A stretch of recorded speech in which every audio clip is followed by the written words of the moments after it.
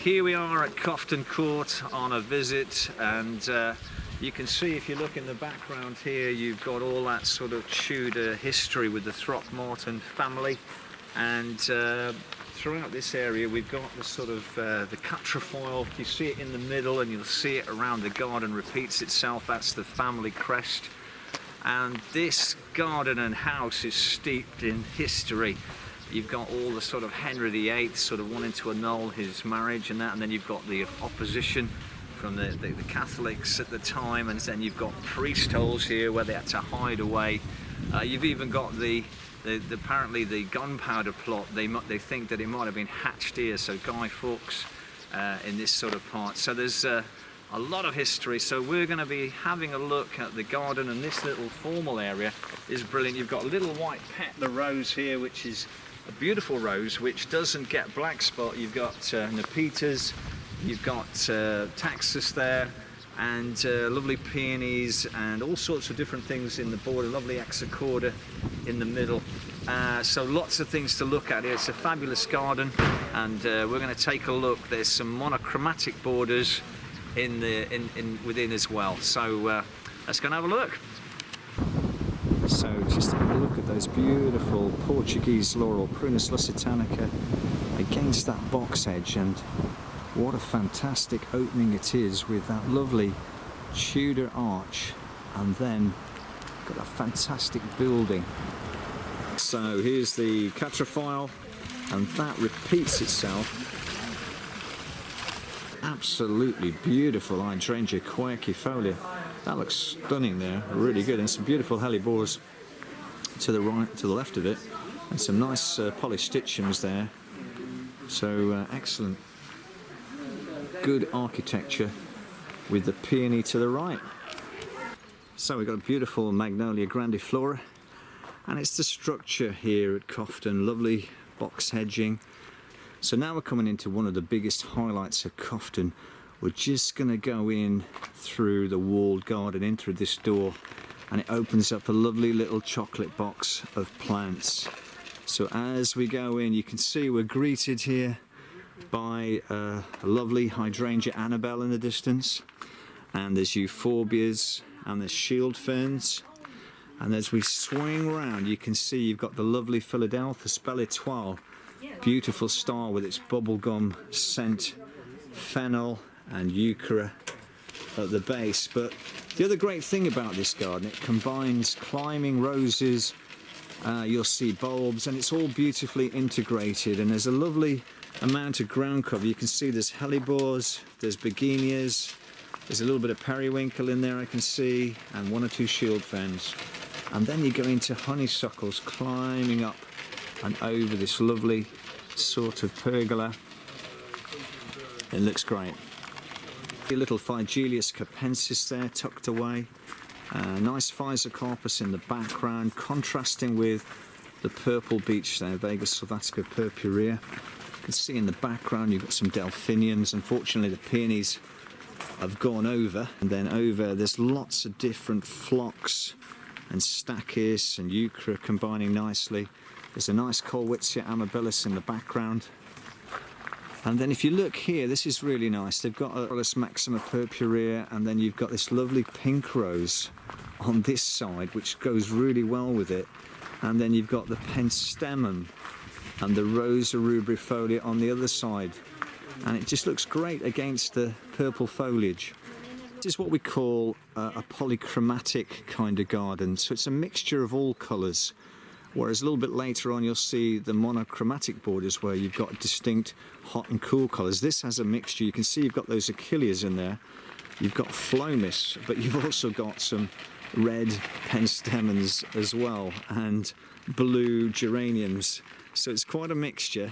But what I like about it is this combination where you've got the lovely Vitis vinifera there, and you've got Verbena bonariensis popping up. You've got salvias and lots of interesting plants, but at the base again we've got the lovely lady's mantle, Alchemilla mollis. We've got Nepetas, and again there's a lovely Salvia superba there in the distance, and even a little Naughtia macedonica.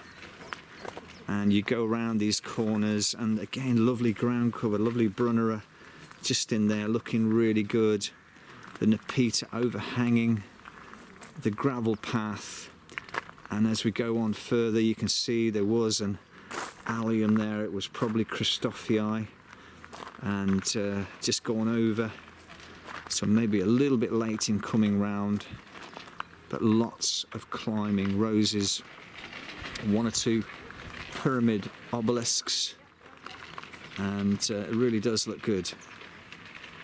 And as we make our way through, you can see we've got one or two sort of Mulvastrum type herbaceous perennials, and we've got the lovely copper beech at the back, which acts as a lovely foil, having that Vega sylvatica purpurea, and then we've got things like Stachys lanata in the foreground, Nepeta.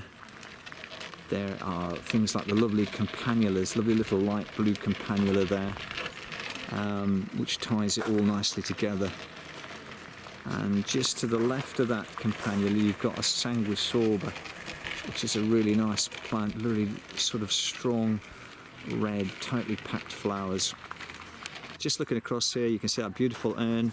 You can see Rosamundi there, a lovely sort of raspberry ripple type rose, and just to the right of that, Nautia macedonica, prunella there in that little ground cover, and there's been some Cranby cordifolia which is flowered and gone over.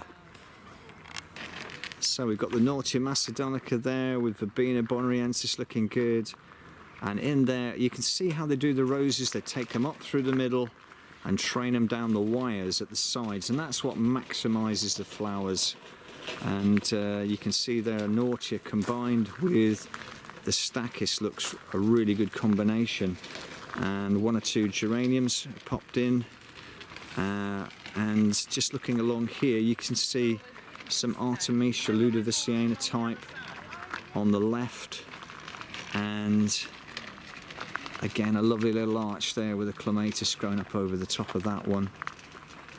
And it's just a lovely combination of different elements.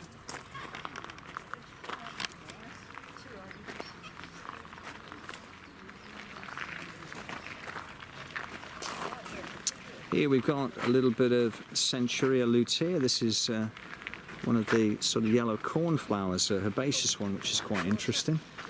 And we'll make our way through here, and you can see some lovely astrantias there, give a lot of strength, and they last for quite a while, the flowers do, even after it's flowered. It's lovely sort of wooden obelisks with the finials add a bit of interest, and as I turn around I can see Cicyrhynchum striatum underneath this Cretaceous prunifolia. That's an interesting combination. And then I can see just a bit further on, there's the Milianthus major, the peanut butter plant. If you rub the leaves, it's got that peanut butter smell. And then of course there he is from the National Trust himself, Rosa Graham Thomas, that lovely yellow one there with some lovely violas tucked in, Viola cornuta tucked in underneath it.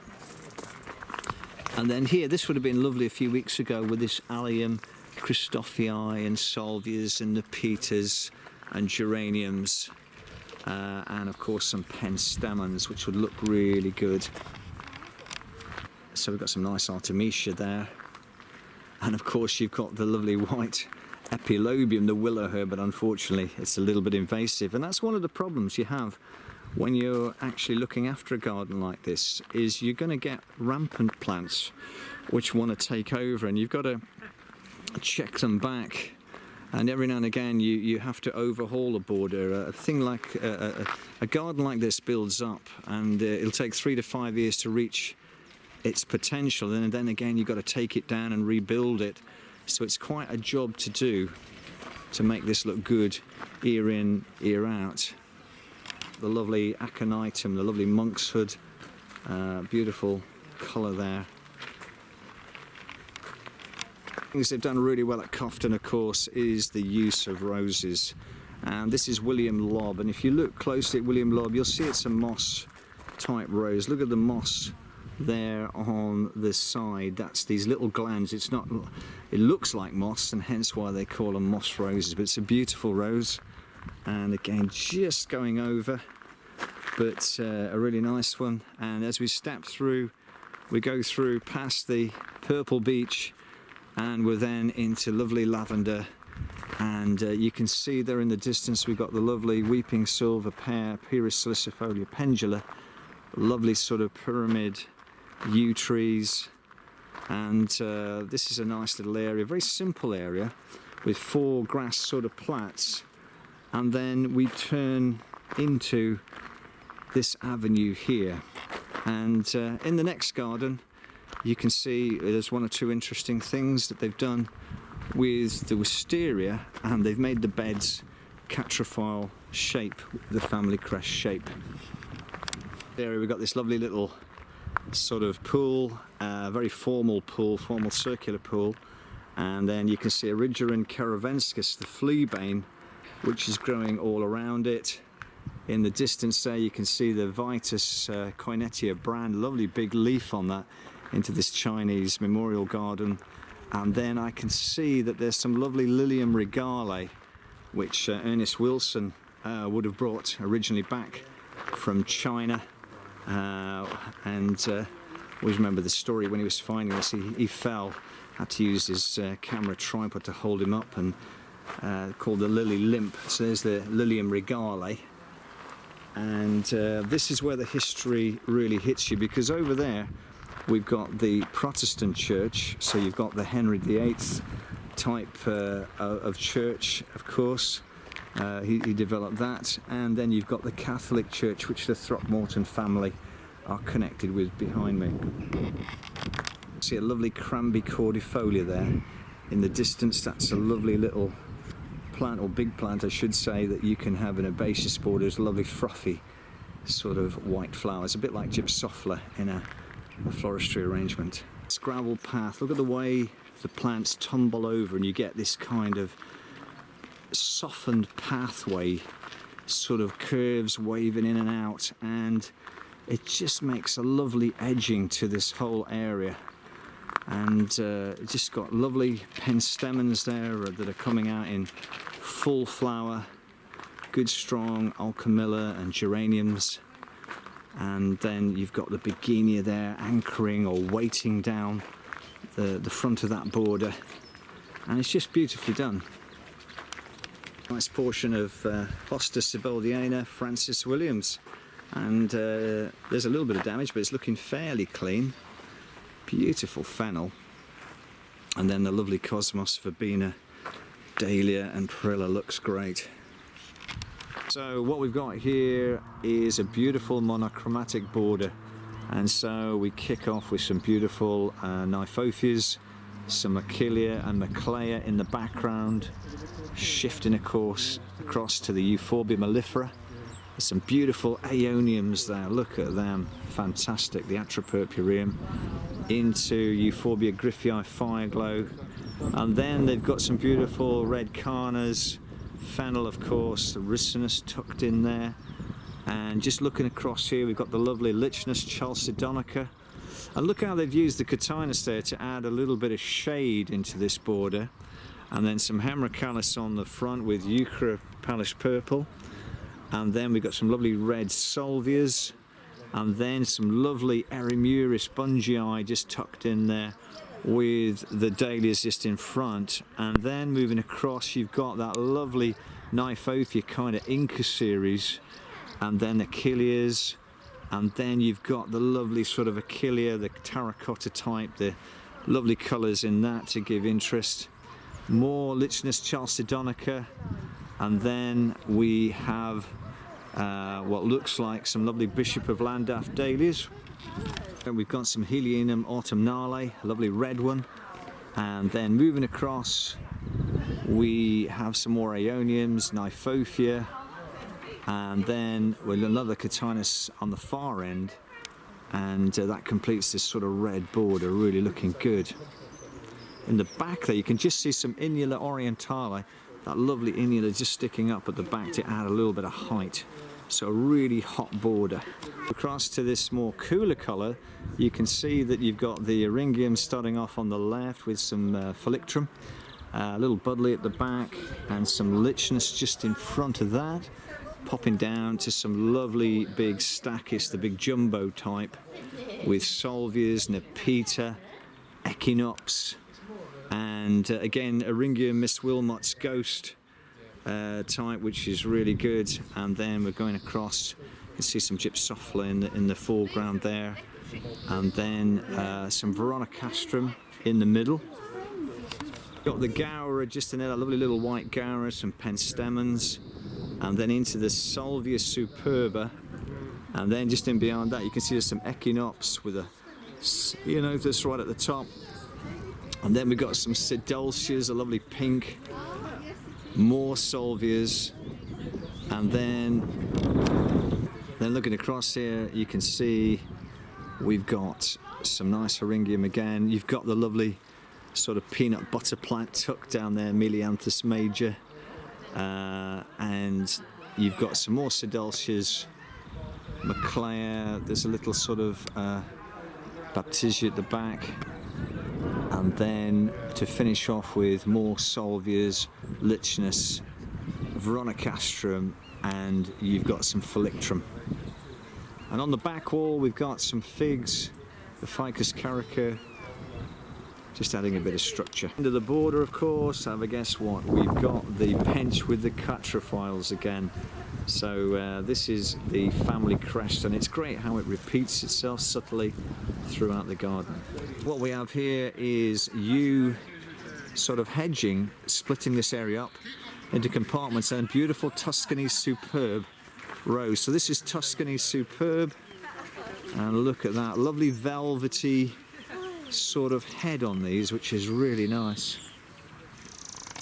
Go into another little compartment here at Coughton Court, and just look at that lovely little urn there in the middle, and you can see their geranium Silestinum looking great. There's some roses, we've got some beautiful salvias here on the front, and then looking around you've got that lovely jumbo stachys there.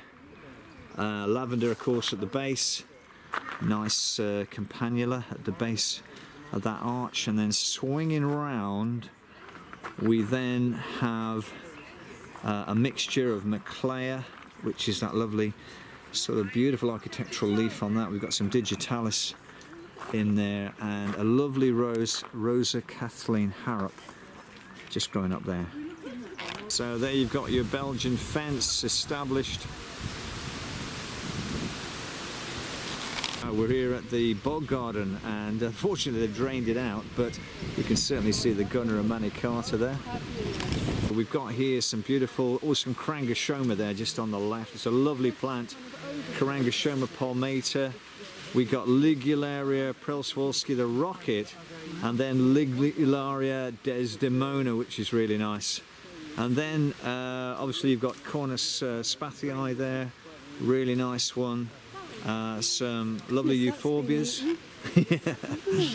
And then you've got the shuttlecock fern, Machusia strophiopteris, and so a good arrangement of marginal aquatics. So Stilbea Renzii. So we've got some Aruncus sylvester. This is a big one. It looks like a bigger Stilbea, but it's a beautiful Bog Garden, looks good. Obviously there's a fair degree of hostas, there's some Japanese anemones as we come through, and popping up there's one or two sanguisorbas, there's little bobbly things popping up through.